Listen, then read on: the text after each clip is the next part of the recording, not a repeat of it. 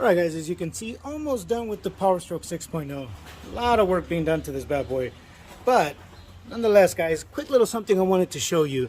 I noticed that a lot of people just don't do this. A lot of mechanics don't take care of this for the customer, and I'm not sure why.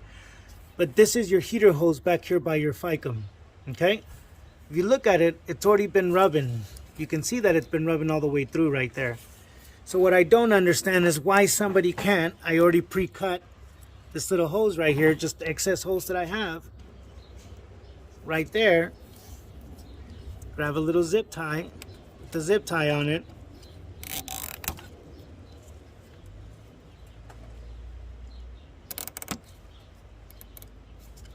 and there it is.